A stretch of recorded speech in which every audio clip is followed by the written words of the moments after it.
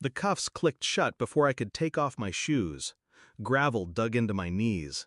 Lights, too bright, too fast, flashed red against my front door. I told them my name. I told them it was my house. They told me to stop lying.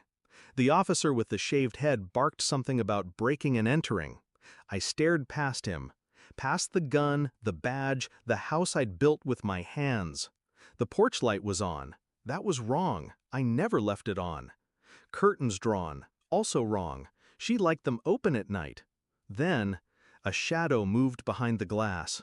Tall, male, wearing my robe. I didn't say a word.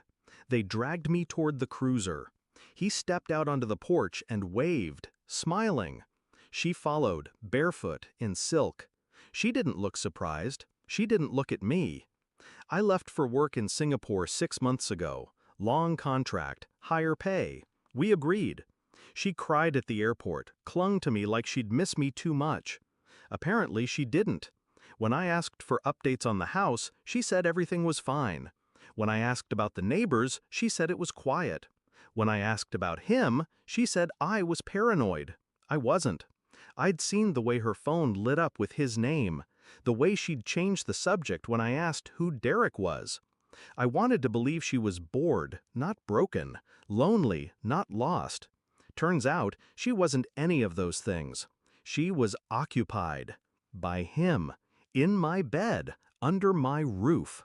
I posted bail by noon, didn't call her, didn't scream. I checked property records. Title still had my name on it. But the utilities changed 2 months ago to hers. Bank statements showed monthly transfers.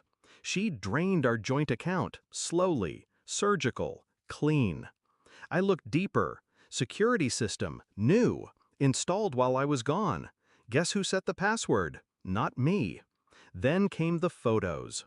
Not from a PI, from the cloud. Forgot she backed up her phone. He was in every room, even mine. Hands on her hips, his shirt in my kitchen. I watched them like they were strangers on a screen. Because they were. I didn't storm the house. I mailed her the deed, a copy, highlighted, my name circled in red ink. She texted, "Can we talk?" I said, "Come alone." She arrived at the cafe like a widow in mourning, all black, sunglasses. Not a trace of guilt, just theater. I slid the envelope across the table. Inside, photos, account logs, dates, texts. Her hands shook. She didn't speak. I watched her read, watched her die by 1,000 paper cuts of her own making. When she finally looked up, I asked, "Was it worth it?" She didn't answer, because the answer was too small to fit in her mouth. I let her sit with the silence. Then I stood, dropped the second envelope on the table. Inside, eviction notice, filed, signed, legal. She blinked. "You can't do this," she whispered. I didn't smile, didn't flinch. "It's my house." She looked away. The words caught in her throat like knives. I leaned in, voice low, controlled. "You didn't just cheat on me.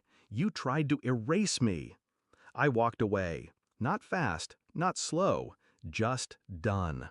And when I looked back through the cafe window, she was still sitting there, holding papers like they were pieces of a life she'd broken without thinking it could break her back. It took 3 weeks to change the locks, 2 hours to erase her from every room. I repainted the bedroom, sold the bed, kept the robe, burned the photos. She didn't fight the eviction, didn't even show up in court. Cowards rarely do. I sleep well now, not because I won, because I saw everything I needed to, and survived it. There's a stillness that comes when you stop loving someone who never existed. Not peace, not joy, just the clean silence of knowing you were never crazy. You were right. She was just good at pretending you weren't.